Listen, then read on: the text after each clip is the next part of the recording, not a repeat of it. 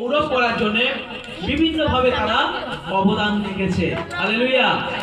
তারা সেই অবদান রেখেছে এই জন্য যে খ্রিস্ট তাকে ভালোবেসেছে, আর সেই জন্য তার খ্রিস্ট জন্য সে উল্লাসিত আনন্দিত।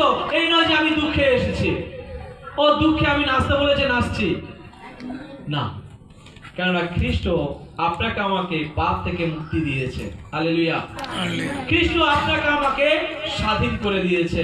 তাই বলছে তুমি আর কোনো বন্ধনের মধ্যে নেই, তুমি আর কোনো ব্যারিকেডের মধ্যে নেই, তোমার মধ্যে আর কোনো ব্যবধান নেই ঈশ্বর এবং মানুষের মধ্যে। সেই ব্যবধান যীশু খ্রিস্টের মধ্যে দিয়ে দূর করে দিয়েছে। তাই প্রিয় বিশ্বাসী ভাই বোন, আমরা যখন ঈশ্বরের কাছে আসি, আমরা সেই ব্যবধান নিজেরা নয়, কিন্তু যীশু খ্রিস্টের রক্ত দ্বারা সেই ব্যবধানকে দূর করেছে।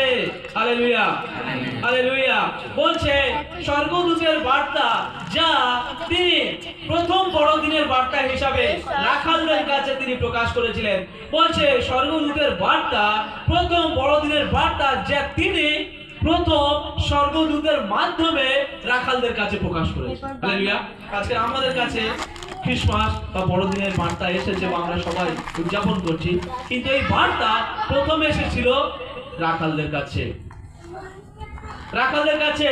আর সেখানে স্বর্গদূত তাদেরকে বলছে যে তোমরা ভয় করো না, তোমরা ভয় করো না, বরং আনন্দ করো।